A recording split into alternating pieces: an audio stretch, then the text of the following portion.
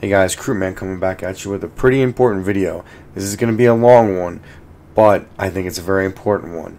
I'm going to be talking about triple mining, what you didn't know about triple mining, why you should triple mine, and then at the second half of the video I'm going to go over how to triple mine, the little tips and tricks you can do to improve your triple mining experience on NVIDIA cards, and by the time this video is done, you are going to be a master of triple mining either ergo, radiant, and Zill, or Conflux, Radiant, and Zill.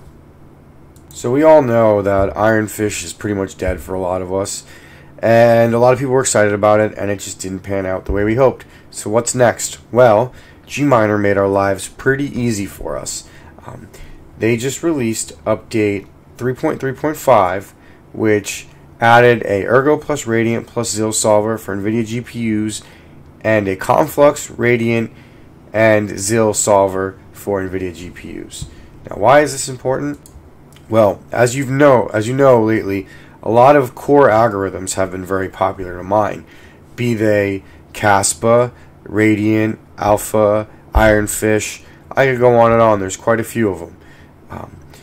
Now, the thing about core algorithms is they don't use any GPU memory, which is why if you notice, you're pulling 50 watts mining Caspa, or sometimes even less on a 3070. Or same with Radiant, you're pulling 50. I think my test bench was pulling 55 watts at the wall. So you're not really using much power at all. Now, because you're not using a lot of power, you're leaving half of the GPU open, which means you're not utilizing the full GPU. Now you're saving on power. If you do something like dual mine, which I encourage everybody to do, then for 2 minutes an hour, you switch over from the core, and you use the memory like ETH like Zill, which I've been a champion of, and I've screamed it from high heavens for quite a while now. On top of that, if you add another coin to the mix, like let's say Ergo or Conflux, where they're memory algorithms, so they're mining on the memory, and then you have something like Radiant or Caspa mining on the core, and then for a minute every hour, then they both swap to Zill. That's triple mining. Now your power will go up quite a bit, which I will talk about later in this video. However, your yield will go up quite a bit too. You'll be yielding 3 coins. You'll be doing Radiant, which is one of the ones that I think everybody should be mining right now. I mean, it's got great price appreciation. The network hash rate for Radiant has gone down quite a bit thanks to Ironfish going through the roof. As I've already said before, Radiant hash rate went from 219 terahash all the way down to 109 terahash. But, if you're just mining Radiant, which again is something that I went to right after Ironfish, and I was on before Ironfish, you're missing out. Because you're wasting half your GPU. Like I said, you could be on something like Ergo, which the price has definitely gone down in the last year, but it's not doing terrible. Like if we look at the, let's look at the 90-day price of Ergo. It's definitely, it started at about $1.80. It went up. There was a pretty big pump, and it went down a little bit. But it's hanging in there. I'm not really that upset about it. I mean, we're up 15% in the last 30 days. But more importantly, for something like say Ergo, is the hash rate. Now, if we look at the 90-day hash rate, the hash rate in November was about 32 terahash, and we're at about 25 or 23 terahash in April. So it's gone down 30%. Even something like Flux, if you want to do that. Flux's hash rate has definitely gone up since November from 2 terahash all the way up to 7 terahash. However, you can see that the price has gone up as well. Now, which one I ended up mining, I'll explain it to you at the end of the video about what I chose, or I'll explain it to you at the end of the segment about what I chose to do. But I'm just trying to explain why we should be dual mining and not just single mining or even double mining. So, now that I've expressed what I like about triple mining and why I think everybody needs a triple mine, let me explain to you what I'm currently mining. My entire farm, as of this morning, April 28th, I'd spent, I probably spent maybe 4 hours last night playing with triple mining, learning the ins and outs of it on a 3070, tweaking it for just the right amount of power on it, and then running my numbers to make sure it was profitable for me. But I am triple mining Radiant, Ergo, and Zil. Now, the reason I chose Ergo over Conflux, now I know Conflux has better price appreciation lately than Ergo, but if you take a look at the network hash rate for Conflux, we are about 4 times where we were at in January. And if you take a look at where the hash rate we with Ergo right now, we're actually down from November when it was at 43 terahash. We're down about half. It's about 23 terahash right now. Now, as I've expressed to you guys before, I am chasing yield, not profits. Now, that doesn't mean I don't want to make any money, because I do have to sell to cover half of my power bill, as I've stated before. But I felt that Ergo, with the way its price has been trending and the yield that I am getting, is the coin that I wanted to go to. So again, I am doing Ergo, Radiant, and Zil on my entire farm. Now let's go over my profits and my power cost. So as you guys can see, this is the difference in watts that I'm using now. I didn't put my gaming computer that's mining next, so I just left my 4090 on there. So we're just gonna, that's kind of a wash. I think it makes like $1 a day or something. So as you can see, my total power, I'm using about 13,023 kilowatt hours. That's up from about 10,000 kilowatt hours that I was using when I was just doing that mix of Nexa and Radiant that I was using before. You can see my distribution. I pay about 7 cents, and then my delivery is $439. The guesstimate of the bill is $1,431. Now that just includes my mining profits, or I'm sorry, from my mining shed and my mining operations. Now the interesting thing is it takes the price per kilowatt hour down to about 10 cents.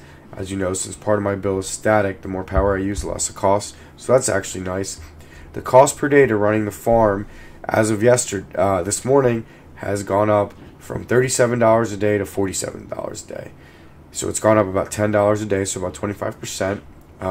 Based on today's prices of Ergo and Radiant and Zil, I am making $7 on Zil a day, $26 on Radiant a day, $25 on Ergo a day, and I'm getting a total of $58.83. So making about, if I were to sell every day, I'd be making about $10 a day. So it's not amazing, it's not terrible, but you know, I'm really just holding. You know, I only have to sell to cover my power, and if there's big spikes, I may sell, I may keep, I don't know. But again, I'm chasing yield right now, not necessarily profit, but the fact that I'm still profitable is also very good. That ends the part of the video where I explain why I triple mine, why I think triple mining is important, and why I think you should do it. So if you're done with it, thank you for watching, and please like and subscribe. However, if you want to watch to see how I set up triple mining, then the next part of the video is for you as well. Alright guys, so the first thing you want to do to get triple mining working on Hive is you want to just make sure you update to the latest version of Hive. It will have Gminer 3.3.5. Then you're going to want to set up your flight sheet. Now here's the key. When you set up your flight sheet, you're just going to put, whether you do Ergo or Conflux, you're just going to put those ones first. You're not going to dual mine a coin when you set up the original parameters. So if you look, it'll look exactly like I have on the screen.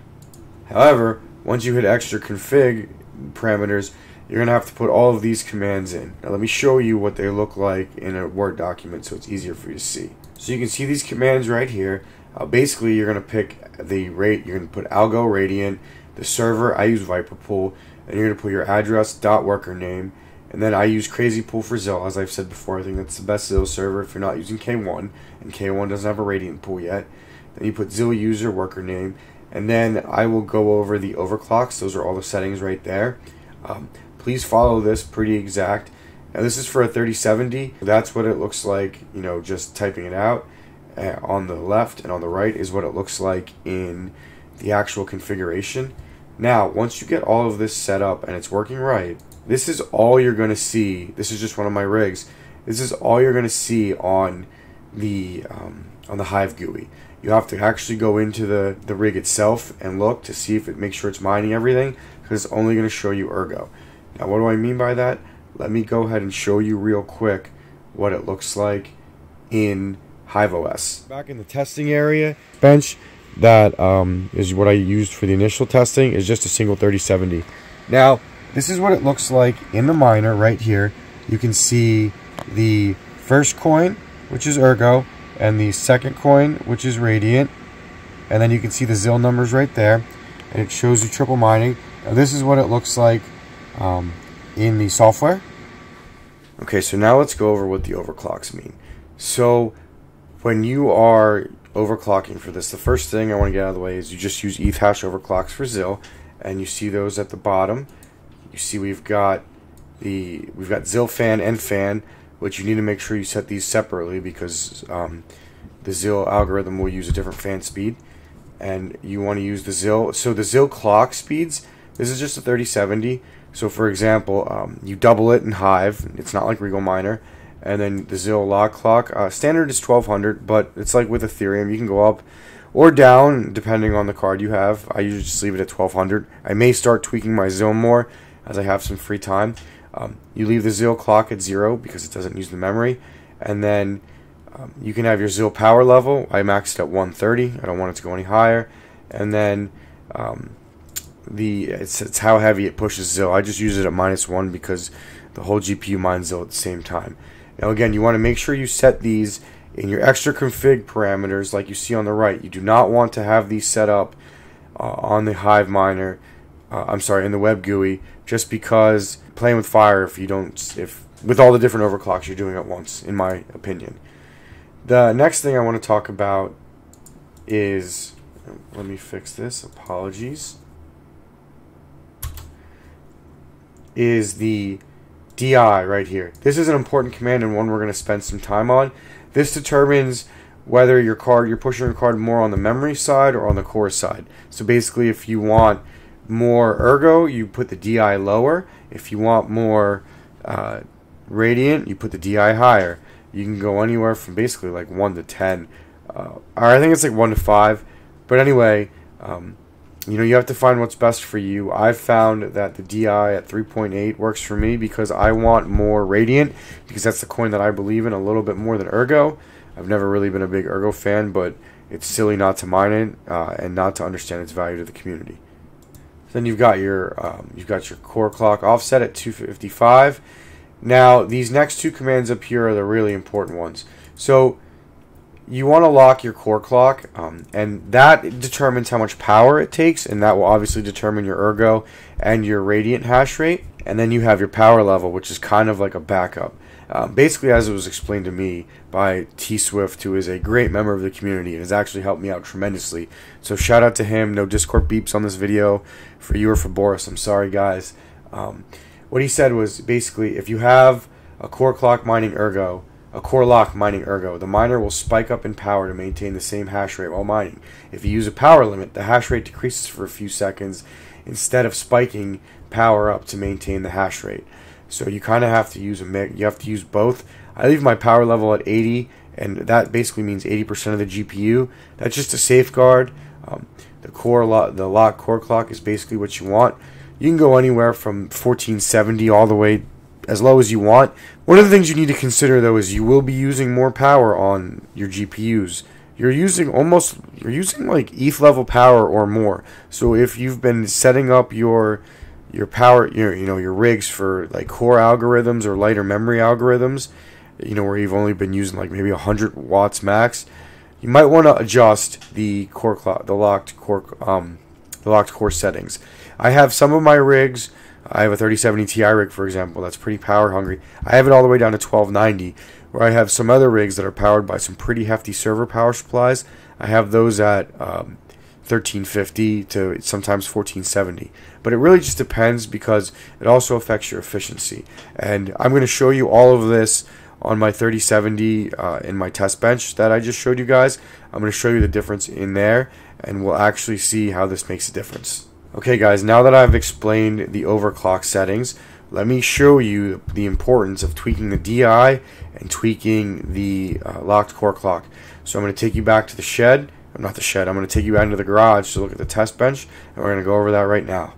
Guys, Crewman back. Now this is DI settings at 2 and power level and core clock at 1470 with a power of 80% as the backup.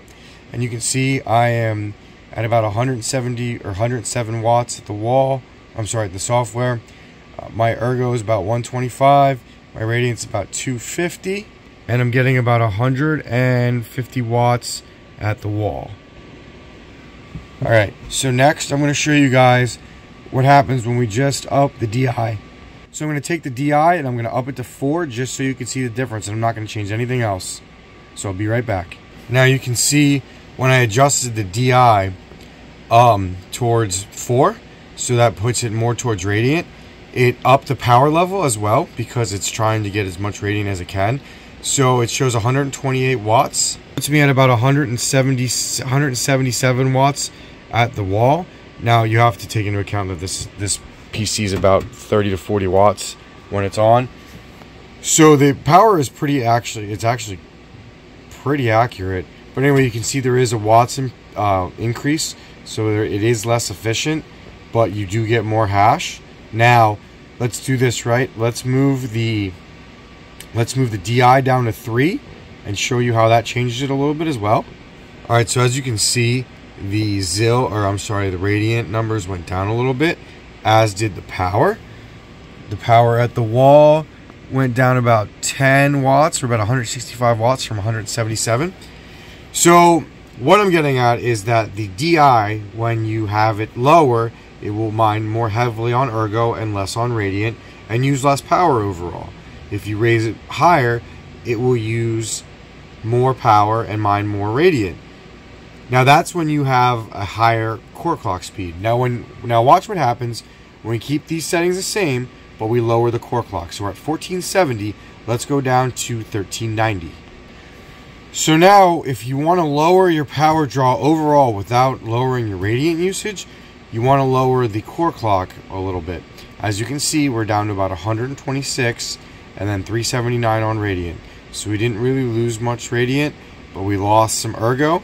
And the overall power on the wall, we're at about 160. So we lost about 5 watts. Not too much. Now let's take this down to 1290. Let's take it down to 1250 and show you what that looks like. And then after that I want to raise the DI as well. When you lower the core clock, you want to lower it in intervals of 15. Thanks again for that, T-Swift. So we'll be right back. Alright, so we lowered it down to 1250. You can see we've lost some ergo, and we've lost ergo as well as losing a little bit of radiant. We're at about 111 watts at the wall. It shows us at about 150 watts, 150 to 153. So we lost about 10 watts. And you can keep lowering it if you want. It's just what is about finding the right number for you. I'm mostly at about 1250 in most of my farm, give or take. But my DI is about 4 because I wanted to prioritize radiant over ergo. And I'm pretty happy with my settings. So let's actually show you 1250, and let's move the radiant up to 4. And you can go any number. You can go like 4.5, 4.6. You can really do anything depending on what you want to prioritize. So let's take it back up to 4 while leaving the core clock where it is. Alright guys, so as you can see here, I upped it to 4.2 actually. So I was able to get quite a bit of radiant back. The power draw went up a little bit as well. It's 117. So we're at about 169 to 170 watts. But we were able to get our ergo down a little bit, but we were able to get our radiant back up quite a bit. On a 3070 it does, I think it's like 620 if it's just solo mining, but obviously at a lot less power. So anyway guys, I hope this helps. To go back over it simply, if you want to lower the power, you want to lower the overall power and keep your ergo numbers up, you want to take that DI number and you want to slide it closer to 1. If you want to up your radiant numbers, lower your power, and lower your ergo numbers, you mostly want to mess with the core clock. And there's a lot of different settings. You really just have to find out what's best for you. Most of my farm is 3060 Ti's and 3070s. So that's why I am using this as my test number. It took me a little bit to figure all this out. I had help. Again, thank you T-Swift and everybody else at Center Solace Discord. Best Discord out there. Thanks for your help. To get this figured out. But once you get the hang of it, you can tweak every rig individually based on, how large they are, how much power capacity they have, and whatever you feel comfortable with. And also, I would have the calculator from hashrate.no up and handy. And if you can use something like a watt meter, or if you have an Elmore Labs or anything where you can isolate the power. You can figure out how much power, say, a 3070 is drawing, and you can do your math where you can figure out the most profitable settings for you. And everybody's obviously different. Thank you guys for watching. I know this was a really long video, but there are a lot of things a lot of people don't know about triple mining and how to set it up, and I really hope this helps. So thanks again, guys. Please like and subscribe. Thank you for all the new subscribers I've got. I really appreciate it. Croupman out.